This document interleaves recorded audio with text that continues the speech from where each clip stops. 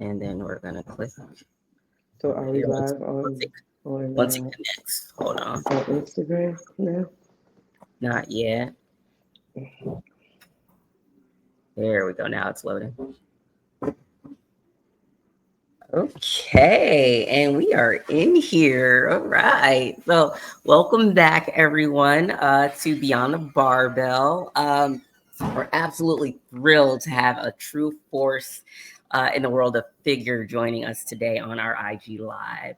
She's an athlete who has not only made a name for herself, but has consistently, raised the bar.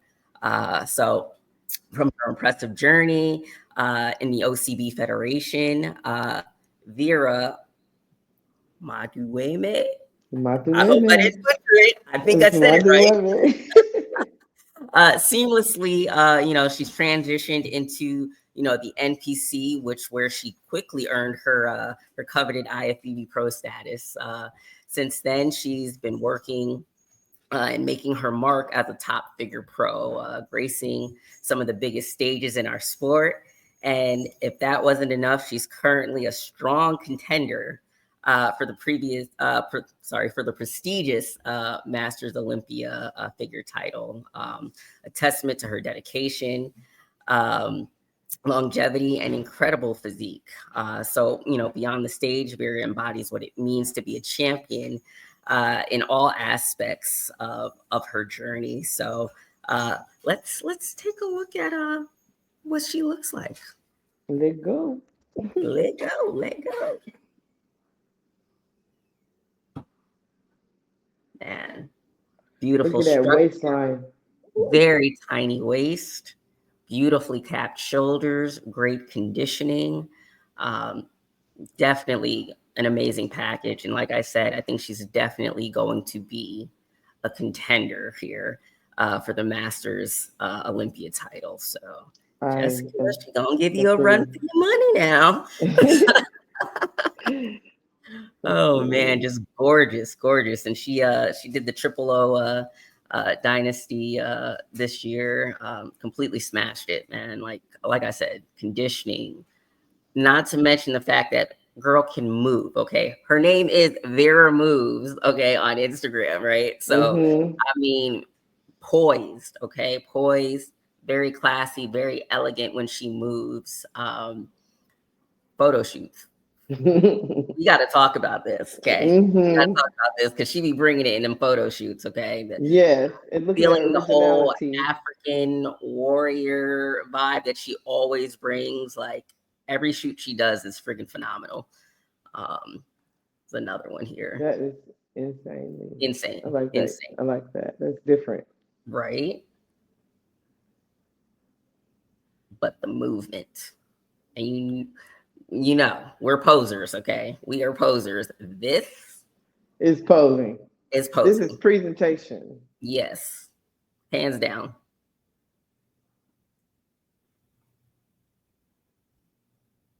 And she did Stunning. Another show after this, correct? Yes, she did. We'll have to ask her. She did do one more show, but now she's is in preparation now for Masters Olympia.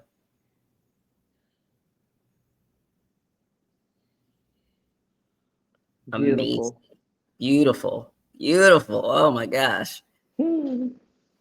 Exciting. Let's bring her on. Hey, girl. Hello. How are you? Thank you so much for that beautiful introduction coming from the two of you. Very honored. Thank you. Not a problem at all. Not a problem at all. Thank you for giving us some of your time here. We know it is Father's Day, so giving us some of your time, we definitely appreciate it. Absolutely. So, how's your Sunday been?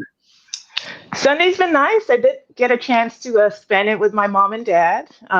So happy Father's Day to all the fathers out there. So it's been a nice, quiet, chill Sunday. Nice. Hey, ain't nothing wrong with that. Ain't nothing wrong with that at all. So let's hop right on into it here. So we got some things that we'd like to know. And our viewers, if you got any questions, shoot them on over, so we can, obviously answer them, and she can answer them for you as well. But what we want to jump into is, what initially drew you to competing in the OCB Federation, and what were some key takeaways from your time there? Sure. So I didn't know anything about bodybuilding when I started. So I've always been fairly athletic, involved in different activities, but never bodybuilding. So when someone approached me at the gym and asked me if I was interested in bodybuilding, in the past, I've always said no. The only thing I knew about bodybuilding was I'd have to change my diet, and I wasn't ready for that. I didn't think I had the discipline to do that. I just was not interested in it. I loved my sweets, and that was all. But when I turned 40, the weights just started hanging out, and I made some conscious efforts, some changes in my lifestyle, my diet specifically, to try to combat that. And around the same time, a young lady approached me at the gym and basically made a statement that if I was to step on stage right now, I'd probably win a show. And she was talking about an OCB stage. So I gave it considerable thought, and I was like, okay, well, this might actually gel with my goals of being a little bit healthier in terms of my diet and what I put in my body. So that was what initially drew me to compete. And I basically just followed her lead. She was an OCB. She introduced me to a coach who'd competed in the OCB, and that's how I landed in that lane. Wow. Nice. Okay. Right. Yeah. I love that. So, I mean, going into the, OCB, obviously, definitely different, transitioning into the NPC. Mm-hmm. The OCB is a natural federation. Mm-hmm. And then, moving into the NPC, we both have, natural, and we do have enhanced athletes. So what prompted your decision to transition into the NPC, and, what was the process like for you? Yeah. Excellent question. So initially, I never had any lofty goals about bodybuilding. I wanted to step on stage, get a little healthy. But once I hit the stage, I fell in love with the showmanship of bodybuilding. My favorite part of bodybuilding is really the posing, which you probably got a feel of. I just enjoy showcasing female muscles, just the movement and everything just makes me feel great. And I come alive when I pose.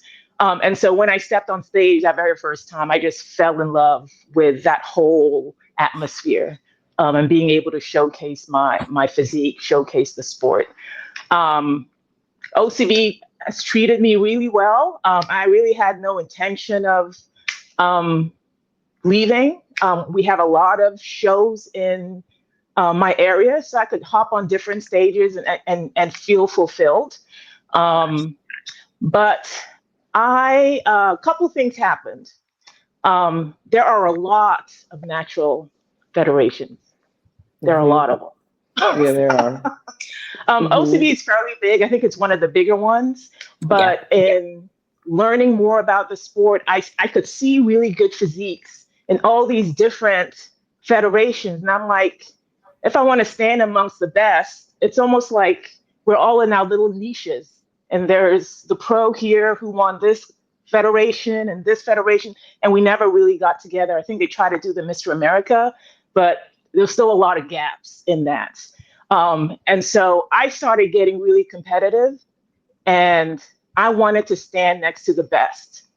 And when I couldn't do that in the natural federations because there were just so many of them, I wanted to go somewhere where it was just kind of one place you could go and compete with the best of the best.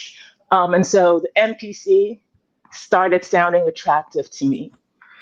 At the same time, I had a really bad coach who actually pushed me into the NPC. The one good thing about him is that he pushed me into the NPC. He looked at my physique and he said, I belong in the NPC. I belong in the IFBB Pro League.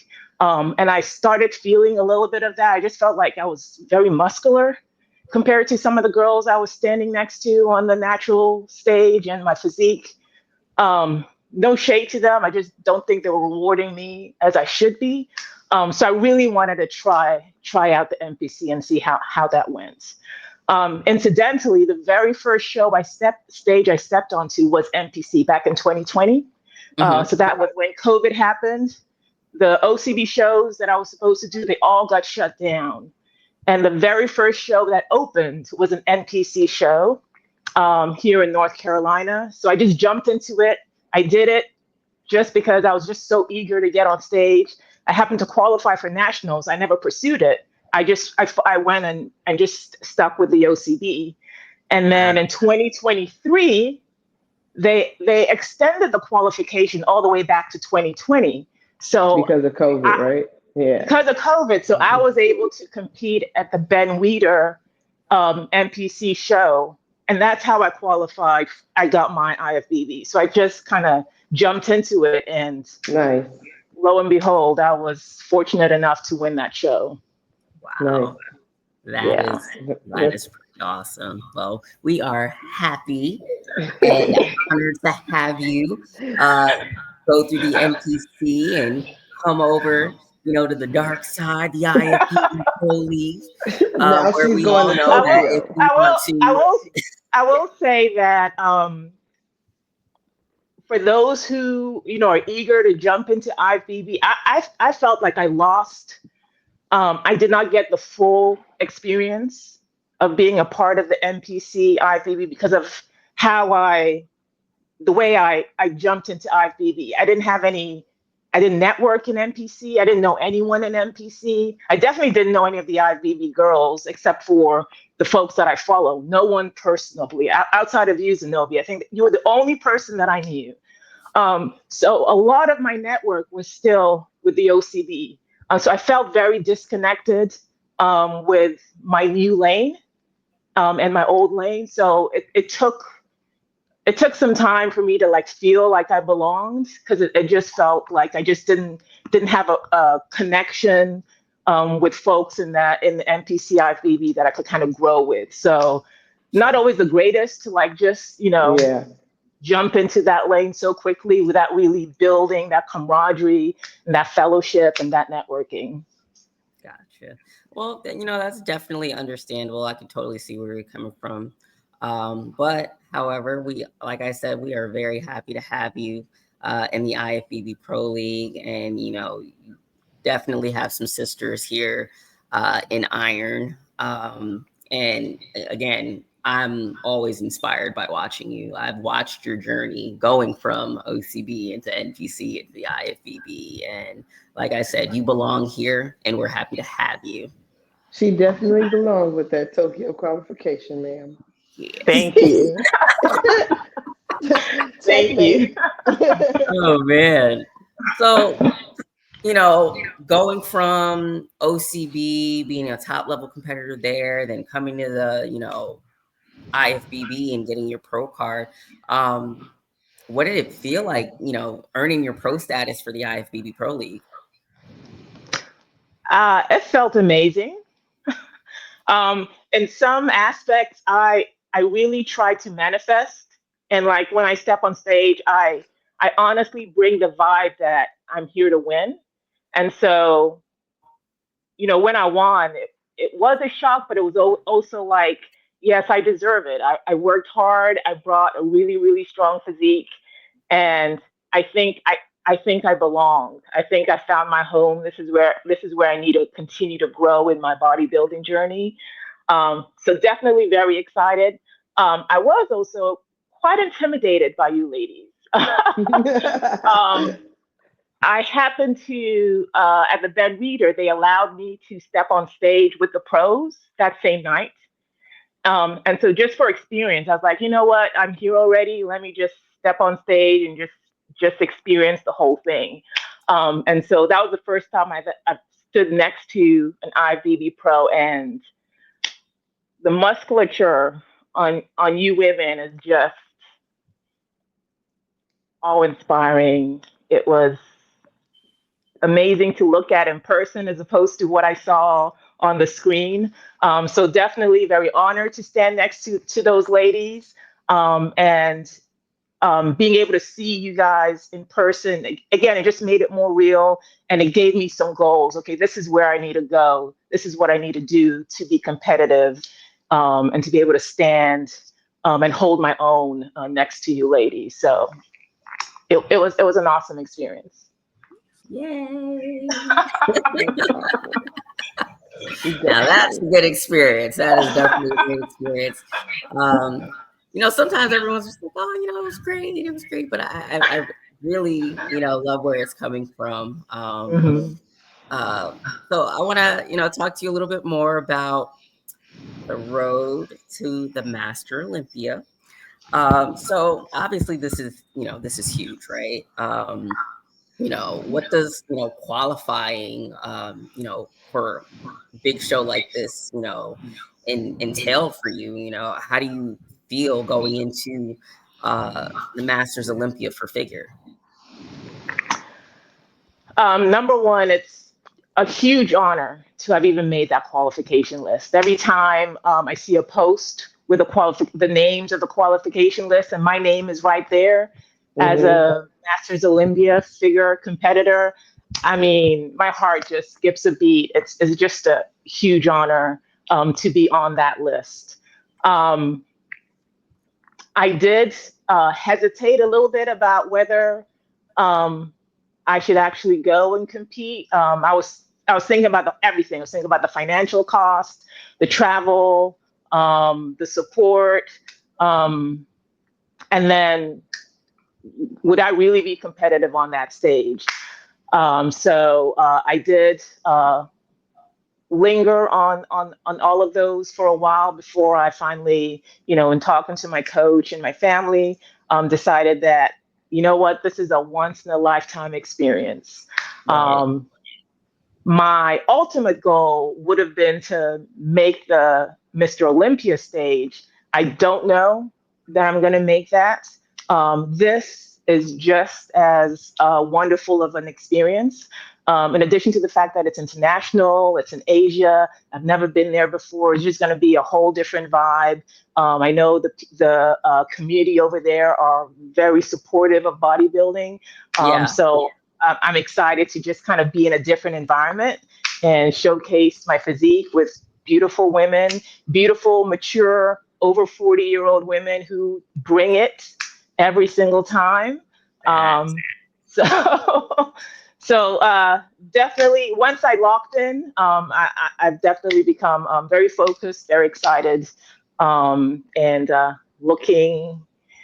keeping my eye on that prize, because who knows?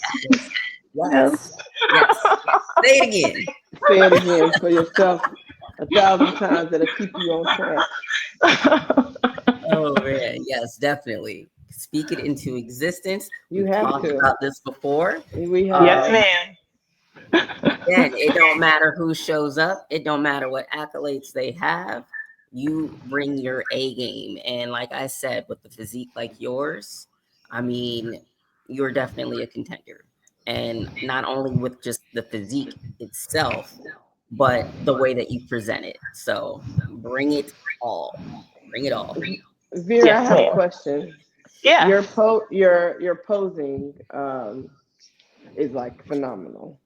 When you were in the OCB, was that where you got all of your creation from or did that not start until you got into the NPC? Oh no, my posing has evolved. My posing has definitely evolved. I was definitely more, I mean, when I look at my posing back in my early years, I like cringe. I was overly dramatic. So over the years, as I've kind of learned the skill, and really kind of fine tuning my movements, making them more precise, it's definitely become a much more refined presentation. I'll also say that I have taken so much from all of my posing coaches. The ladies that I've asked to pose me are ladies that I admire their stage presence, their technique, and I want to gain some guidance and skills and use that to define my own unique stage presence. I don't want to be a Zenobia. I love Zenobia's posing, and she has posed me, and I've gotten some beautiful posing tips from her. I've posed with other people, and I've always been able to take a little bit from them and use that to cultivate my style. I want people, when they see me pose, they know that this is my routine. I'm not copying someone else. And I don't want it to be completely unique. When I see Zenobia pose, that it's completely Zenobia. I mean, she has her own style, her own flow, the way she moves. I cannot imitate her. I don't want to imitate her. I don't want to look like her. I want to look like Vira. I want people to see Vira when I pose. So it has been something that I have refined over the years. And with time, really focusing on the details is what I'm still doing. Just any little thing that can help improve, whether it's the way I place my fingertips all the way down to my nails. Like I really try to accentuate everything and just make everything as refined and as smooth as possible. So it's been a journey. Yes, I can appreciate that answer. Yes, absolutely. You know, of course, coming from, you know, us who we love posing, we thoroughly enjoy, you know, having a dancer's background, and, you know, that's the feeling I feel like, you know, we get. I think, sis, you can relate with that presentation, that, you know, still kind of still having that dancer's background and having almost choreography pretty much. You know, of course, with you, Sharonica, you know, women's physique, obviously you do have to have like a full blown, you know, routine. You have your own music. Obviously figure we don't get that luxury. I wish you guys did. So I think, you know, it's super important that we do pay attention to, you know, the detail and make it look like art, so that it's not boring. And you know, we enjoy performing and we want to draw the judges and the audience in. So I love the fact that you pay so much attention to detail and the fingertips, every little bit. Every bit is intentional. Yes, absolutely. Your whole entire presentation is your look, how you move from head to toe. Head to toe meaning fingertips. So the fact that you know, stated all that, that's exciting, because that's how I see presentation on stage. That's how I feel like we should, as bodybuilders, see presentation on stage, because that is the only time to present yourself the way you would like. In this individual sport, because it's not a team sport. We all have our own individuality. And posing is one thing that you can embody on stage, that embodies yourself through the way you move. And so I appreciate you paying attention to those small details to make yourself look like one of those great posers out there. You know, it seems like you've been around. I will say that, like you've been around for a long time. I will say that when I pose, you know, in front of the camera at home, at the gym, like, I mean, I feel everything. But when I get on stage,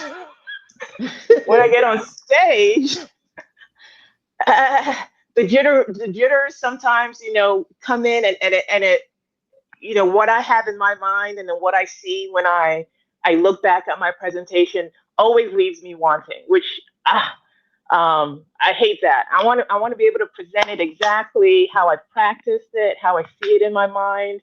So the last two shows that I did, I wasn't happy with my presentation at all. In fact, I was not going to post it. I was talking to my gym girl, and I was talking to my posing coach, and I told him that I wasn't going to post it. And then my friend told me that why not? He gave me some advice, which then, you know, I was like, okay, I need to be accountable.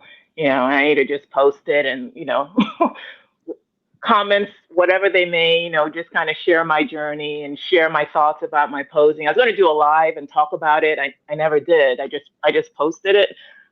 But yeah, I wasn't happy with it. You see, none of Girl, us would have did known she that not see the because same did video you that not I just put up? exactly the same video that we just saw? You mean you weren't happy with that? That was okay. No, Like, well, what? I had the shakes, and I wasn't happy with it. You Girl, know, she was phenomenal. my best performance last year, I had the shakes. I was nervous. Yeah. I listen, New York Pro last year because it had been 3 years. So I understand what you mean because I practice like all the time. But when I hit Mhm. that stage, what I thought I was gonna do was not what happened. Yeah.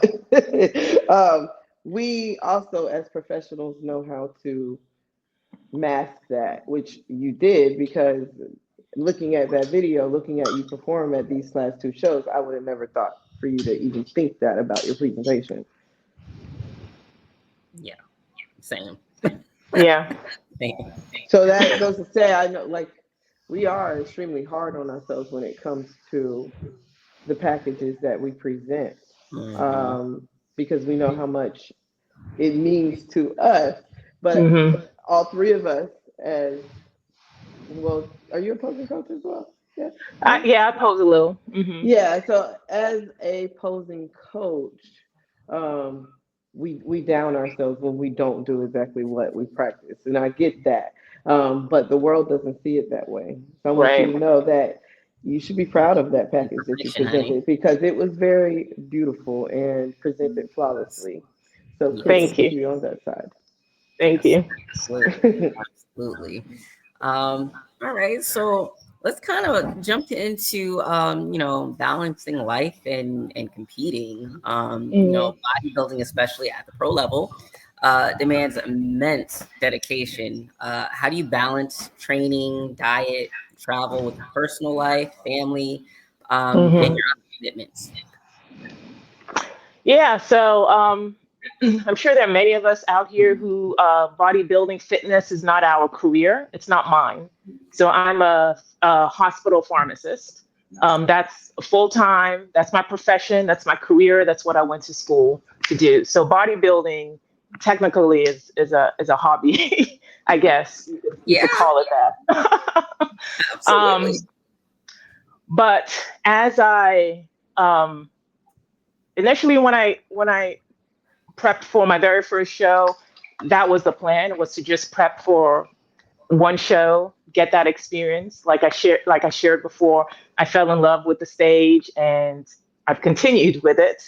Um, and as I started dedicating more time to bodybuilding and trying to improve myself, um, I noticed that I was struggling with work a little bit. So at that time, I was a assistant director of the pharmacy.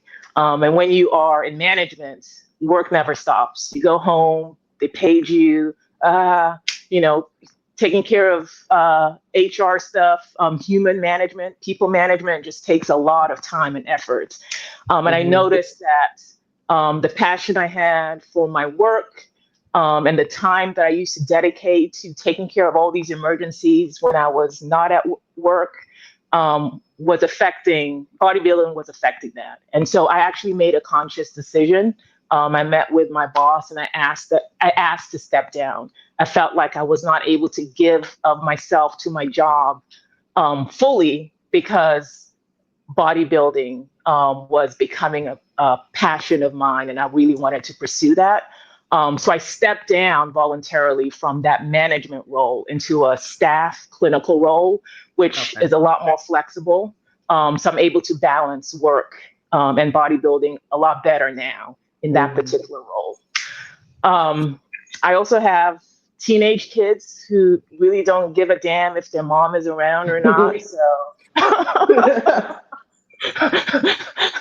So yeah, they don't see me as much as they used to, and they're fine with that. I'm very fortunate that my husband lets me do whatever the heck I want to do. I really dedicated a lot of my earlier years to my family. Like I was always second I didn't do anything. Like, I really put my family first. My youngest daughter was diagnosed with autism, so she's on the spectrum. And I found out very, very early, even before she got diagnosed at 3, but even before she turned 1, I was like, this kid is strange. Something going on with her. So, I mean, she needed speech, occupational therapy. So there was just a lot of appointments and stuff that I really had to focus with her. I had to learn how to communicate with her because she was nonverbal for a while. A lot of people who follow me notice that I do a lot of TikToks, videos with horses, and it's because of my daughter.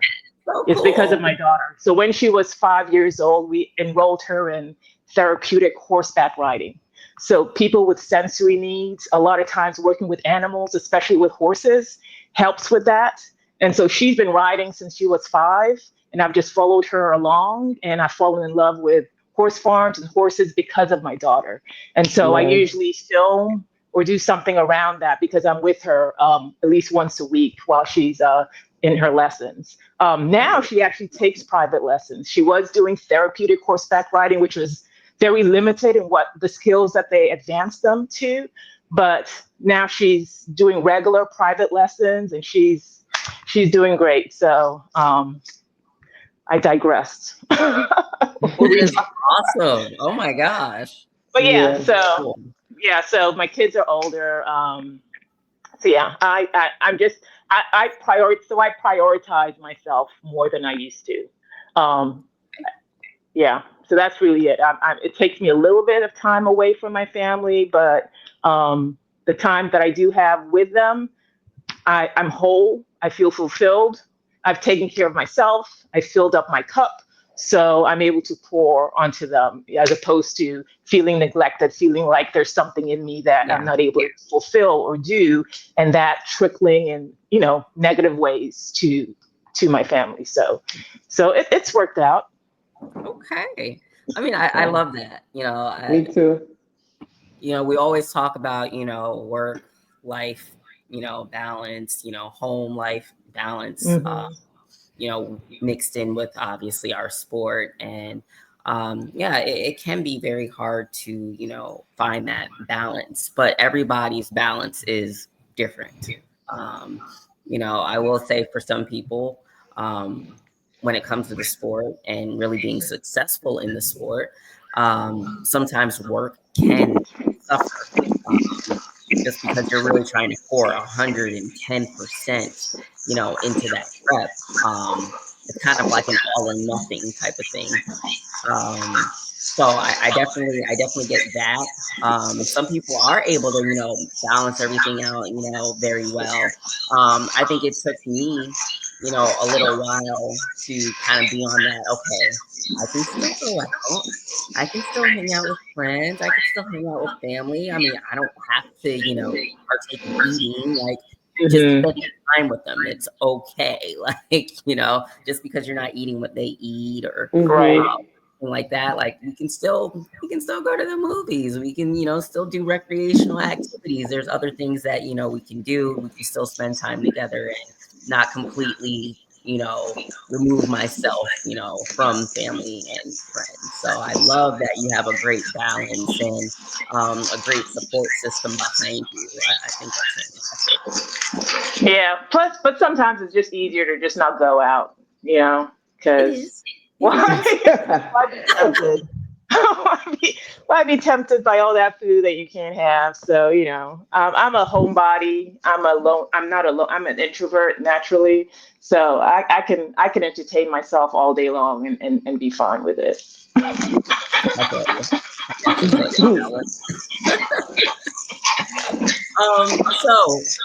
The mental game in bodybuilding is just as crucial as the physical.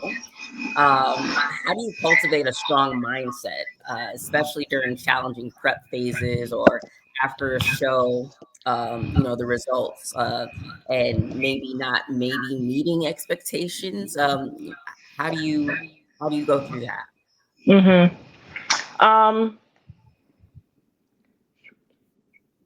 Oh, there she goes. I'm like, oh, where'd she go?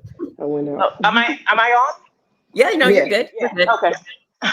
So yeah, I feel like I have a pretty strong mental game. I have done shows where I've been disappointed by my placement, but it hasn't been to the point where um, I'm upset with the person that won or I'm upset with the judges. I'm just disappointed that I didn't place where I wanted to, right? Um, and I'm able to I'm able to number one, if I lost the placement because I thought I brought the perfect package, maybe that might be a little bit different. But I recognize where I'm lacking. Okay. I always recognize where I'm lacking, and I know that either maybe it was nerves, maybe the conditioning wasn't there, maybe the balance wasn't there, my damn legs don't want to grow, working on that. Glutes is always a problem. So I've yet to step on stage where I think my physique is just perfect. So there's always improvement, and I can take that and work towards, okay, this is what I need to do to continue to be better and ensure that I place better the next time I step on stage. So that's not too challenging for me to navigate, like losses and just taking the feedback and using that loss to kind of encourage myself, to motivate myself to work on the things that I need to work on to get better. What was the other part of your question?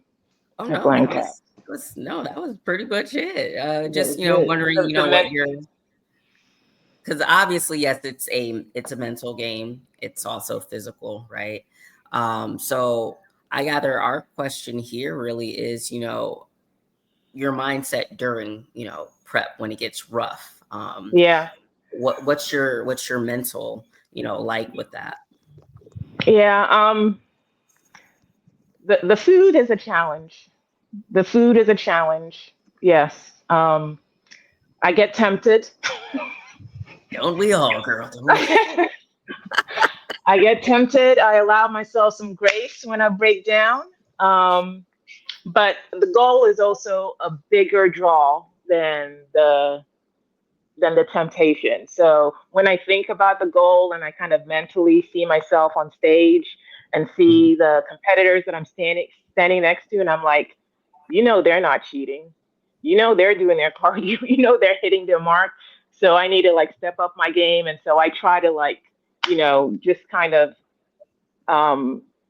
think like a competitor, and ensure that I'm bringing my best, if I'm going to stand next to the best in bodybuilding. So just kind of talking myself through that. But I mean, it is what it is. It's a challenge. I mean, it's a struggle. I've been on the struggle bus like most of us have during prep. What I do now is I go to bed early. I used to be a night owl. I can't afford to be a night owl because if I stay up late, I'm going to be thinking about food and I'm just going to eat all that crap. So I go to bed way early. And once I'm in bed, I'm like, okay, I got some chewing gum. I'm okay. I can kind of get through. I can get through the night. And I just dream about that first meal, that breakfast. It's just beautiful. I will tell you where my mental struggles have actually been the most, which I think I've overcome most of it, was around social media. Okay. So when I first started, I had a very small following. And the people that followed me because they liked what I was putting out there. They were all in the fitness industry. They were all into bodybuilding. So all I got was positive reinforcement for like the first year or two that I was, posting a little bit of this, a little bit of that on social media. Then I started getting a little bit more knowledgeable about social media, and I try to be a little bit more creative in what I post. And I don't know, a couple of my videos went viral, and like over 1 million views. And then I just got the floodgates of comments that just started, that came with that, was a little shocking. because I'd never gotten a bad comment before. And all of a sudden I was hearing, oh, she looks like a man. I mean, I was hearing all these weird stuff that I'd never heard before. And it hurt me.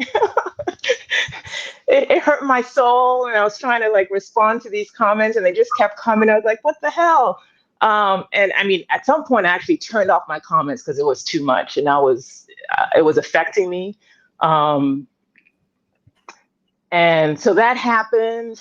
And then I just realized that, look, you've burst your little fitness bubble. You're now in mainstream. You're now with the regular Joe who's never seen a physique like mine before. So it's shocking to them. So yeah, you got all these crazy ignorant fools who just want to, and you have all these bots who are just saying crazy stuff for whatever. So you don't even know when you're talking to a real person. Right. So I went through that stage, kind of understanding some of that. And then so that mental did play with my soul a little bit. It made me more hesitant to post. It made me more concerned about what I was posting. And then after a while, I was like, you know what?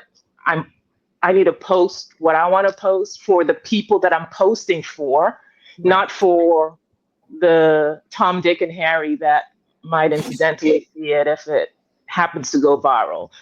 So since then, I've had several other videos. I don't even know why, because most of the videos that go viral, I don't intend for it to go viral. Like I'm just like doing regular stuff, but I may be really lean, I may be really cut up, and maybe it looks crazy, and I wear a lot of heels when I'm in my kitchen, and I think sometimes that looks weird to like, regular people who don't understand why is this girl wearing heels walking around in the kitchen cooking.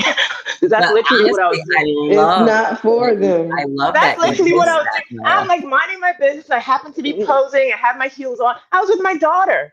I mean, I wasn't doing anything. I wasn't even shaking my booty. I wasn't dancing. I mean, I was dancing a little bit, but just, cutesy dances. I know what videos you're talking about because I watched them. But it was. I love seeing what you normally do on a day-to-day basis. Yeah. They haven't followed my journey. They just saw that one thing and then, woo. I mean, yeah. But now I actually have flipped it completely around. Actually, number one, I won the engagement. It's helping. I'm trying to see if I can do something with this, whether I can monetize some of this content. I might as well, if I'm spending all this time creating content, posting, is there a way I can, make this a business, monetize it, something. And so I'm working through that. So the more engagement I have, the better it is. And actually, I've moved on to Facebook, and Facebook actually has a really great platform for people like us to actually monetize our content. And so that's been working out. So the more engagement I get, some of those controversial comments, I found that my followers jump on it and they started attacking those people. They're like, oh, okay, I don't even have to do anything. Sometimes you don't have to say anything. Your fans will hash it out for you. My fans will hash it out. So sometimes I actually scroll through my comment. I pick the most controversial comment. I'm like, that one's touchy. I will pin it to the top and I'll sit back and see what happens. She pinned it. She said she gonna pin it. And then my fans go wild and they support me and I love them. Thank you. If you guys are watching, thank you so much for always having my back. I really appreciate you guys. Absolutely. See, I love that. I freaking love that. And honestly, what you do post, the fact that you're not always in a gym, and we love seeing what you do outside of the gym. Exactly. With your kids, being with the horses. Like, we love being able to see that kind of stuff. I mean, don't get us wrong. We do love gym posts and whatnot, but we want to see what you do in your day-to-day life. So if it has to be in heels and I was posing and I'm meal prepping at the same time, like stuff like that. Yeah. And I really love watching muscles on a woman move. And I love seeing it moving like in its natural state. when you're that defined, and you can just see the ripples of your as you're just cooking or just walking. I like seeing that, and I hope some of my viewers enjoy that too, which is also why I post a lot of the type of things that I post, just me moving, walking, doing certain activities, but you can see my physique through it all. Yeah. We got some questions. Yes, ma'am. Okay, so we got one here. How did your close and extended family handle you becoming a bodybuilder?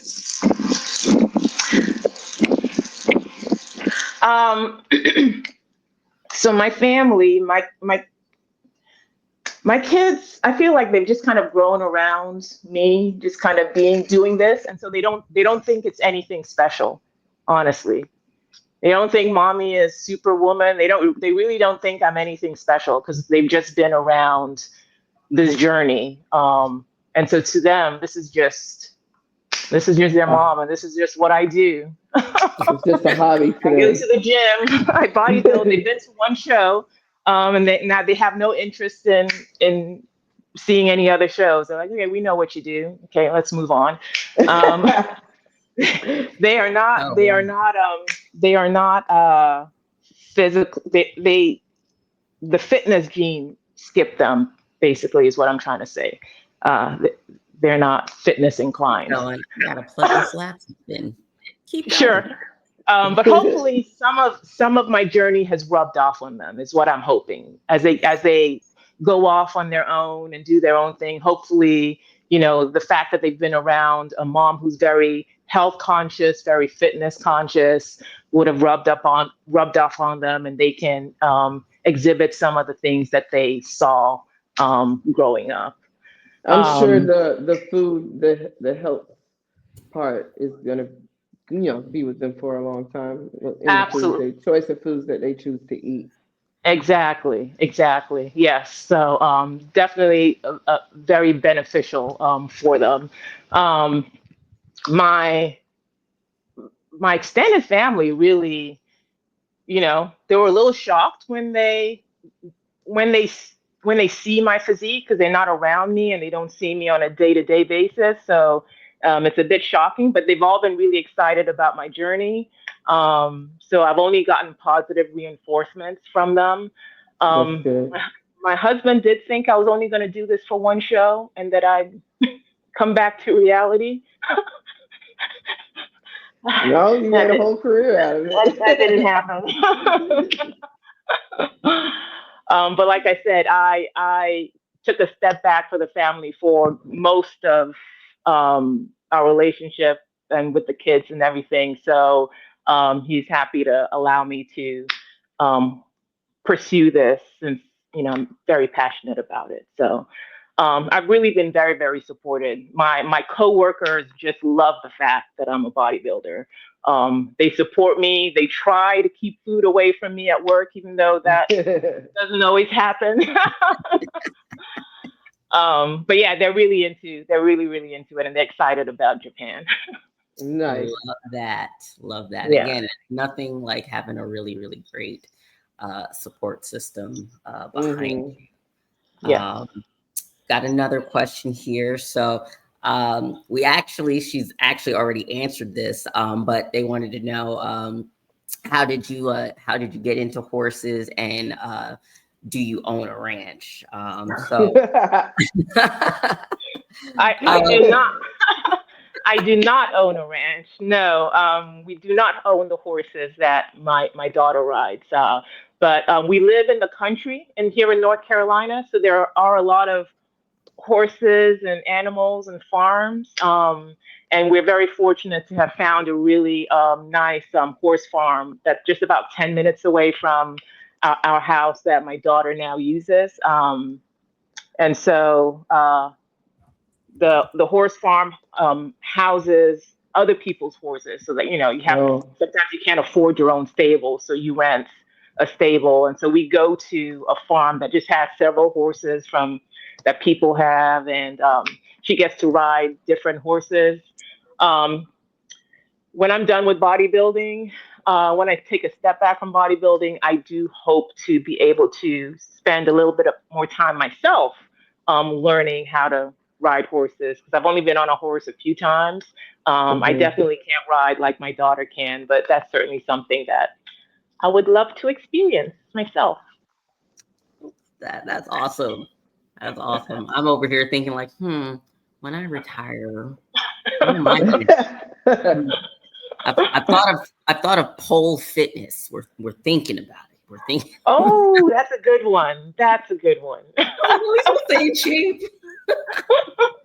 That wasn't something I was gonna hear from you, sister. But it's okay. I mean, something new, something different.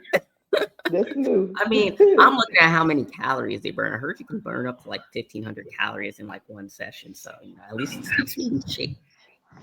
So I did ask my fans, like, because I've talked about this on my stories. I've asked my fans, like, what would they like to see me doing once I take a step back from bodybuilding? And a lot of them suggested, like, wrestling, all of that different wrestling type stuff. So I may try some of that as well. Learn some defensive stuff, Yeah, as a woman. Sometimes I feel like my muscles are useless. Like I look like I'm strong. Dot, dot, dot. I get you know how it is once we get we know how it is. We start looking lean, we start looking strong, and it's not there. Oh man. So, speaking of support systems, we know who your coach is. He's freaking awesome, Justin. What role would you say your coach plays in, both your on stage and beyond the stage journey?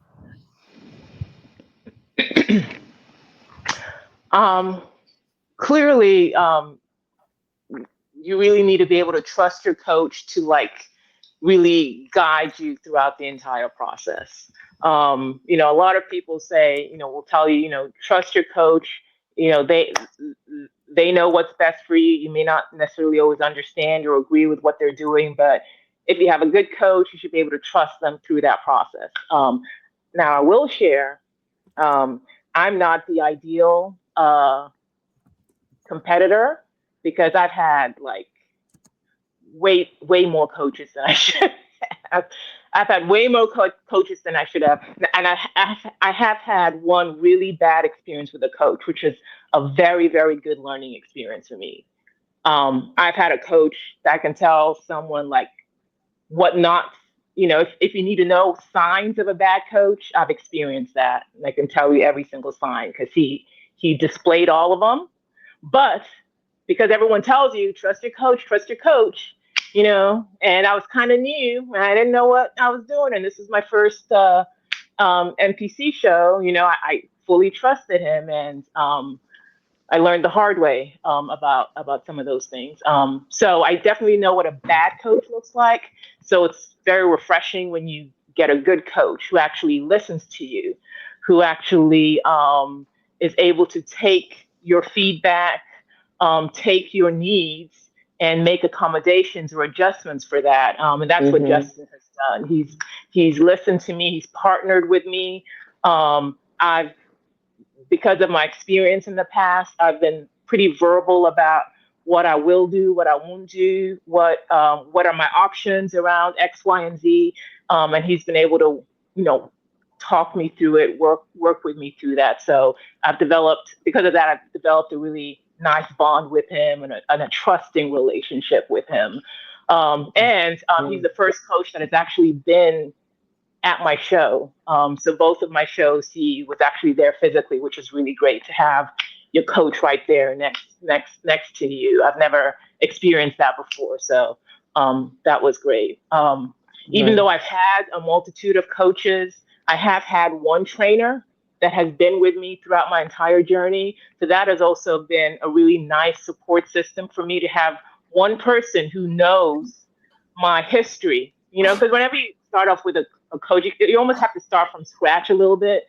But my trainer has been with me through my entire history. So I work very closely with him, tweaking some of my workout protocols because he knows he's there right there with me. He knows me inside out. He knows my physique. He knows what works well, what I've been through. So having Kamal there as like my rock through all my different phases of coaches has been a blessing for me.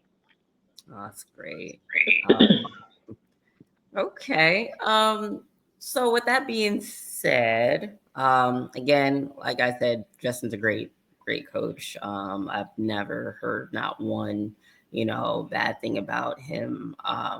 Being a coach is very attentive, really truly cares about the athletes. And I was very happy when I saw that you did decide to start working with Justin, and you guys have already done an amazing job together. So again, super excited to see what you guys bring for Masters Olympia.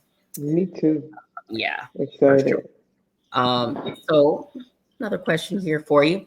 As far as advice, giving it to aspiring athletes, for women in the OCB or the NPC looking to make their mark and figure, what's the most important advice that you can offer them?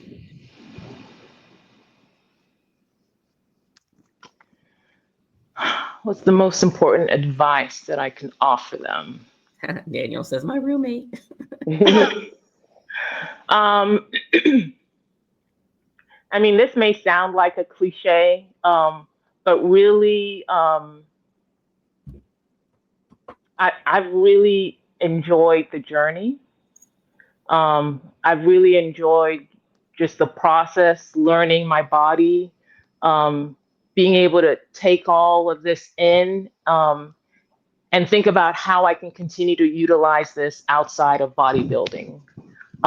So it just doesn't end with the stage. Everything that I've learned around nutrition, I'm able to see how I can continue to incorporate this in my life, in my family's life, beyond bodybuilding. Everything I've learned in the gym, being able to see myself sustain that on my own, not necessarily needing to have a coach or a trainer, that I can continue to take care of my health and longevity, especially as an older us women above 40. We start having joint issues, bone issues. So being able to take those skills that you learn through that journey, being able to invest in it in your future and your health. So really enjoying that journey, being an active listener, being an active learner. I will say that before anyone jumps onto the stage, I would encourage them to really take time to actually work on the lifestyle itself. If you're not used to working out aggressively, if you're not used to being on a diet, can you actually do that, for 6 months, a year, and be successful in it before you decide to jump in a show? So I would challenge any new aspiring competitor to be patient, because it takes patience. It's not something that you just want to jump in on the stage just for the sake of being on the stage, unless that's your goal. Everyone has their goal. Some people, it's a bucket list item. You just want to get on the stage. You don't necessarily care that they're bringing their best of the best. But if you really want to do yourself justice, you need to give yourself time and make sure you are able to sustain a workout of the intensity that it requires to really build solid muscle, and to be able to stick to a diet and it not be a fad where, you just fall off the wagon at, right after stage or whatever. So that would be my advice. I like that. Definitely like that. You don't hear that very often. It's usually obviously find a good coach, trust the process type of thing. But I really do love that. And I think that's also taking it some steps back of, okay, yeah, finding a good coach, but is this something that you can really do? Can you work up to having that commitment? You work, work through having the dedication, Right. for Right. this. Can you, Exactly. be on a diet? Can you train hard? Can you do cardio? Exactly. Really find Exactly. out if this is really something for you. And Hmm. maybe, maybe initially, maybe not so much. And you have to kind of work up that endurance for that and work up that discipline for that. Hmm. But I think that's, great advice to give. Like, can you, handle this Yes. and push And yourself? and it will prepare you. It's almost like it's a prep Yeah. before the real thing. Before It the prep. prepares Yeah. you. Exactly. Yeah. Yeah. Prep before the prep. Yep. Love I that. think we will. Absolutely love that. Give it up Yeah, to you. again, Vera, again, thank you so much for gracing us with your presence and, giving us some of your time and also dropping some gems on us here. Um, it's great that you decided to come, on the show today. Of course, it is Father's Day, so we did, we definitely get it. So again, thank you so much for being able to come on today. I think our viewers have definitely been able to take away some gems from you and taking a little more, more of a look into your life beyond the stage, which there were some things that I didn't know, which Me freaking either. definitely awesome. And again, we just wish you the best of luck going Thank into you. the Masters Olympia this year. I think you're going to do absolutely amazing. And as I said before, you are, okay, you are a top contender for that Yeah. title. So don't think anything else. Don't think anything different. Thank you, ladies. Thank you for inviting me on your wonderful. I've been following Beyond the Barbell since its conception, so I've always wanted to be on it. So I'm honored You have to that come you back. invited me. You have to come back Yes. after Masters Olympia. Definitely come back after Masters so we can catch up. Absolutely, will All do. right. Yes, All yes. right. And viewers, thanks again for tuning in. If you did miss it, it will be on our YouTube channel once we get everything uploaded. Definitely eager to see how this went today. This is new for us, trying to connect the platform that we use, connecting it to our Instagram live. So interested to know what you guys saw, what you guys thought, if everything was working correctly, making sure that we didn't have any glitches or anything like that. So comments, messages, let us know how it went. Awesome. Right. Until next time. Deuces. Bye, Vera. Bye. And we're going to end that.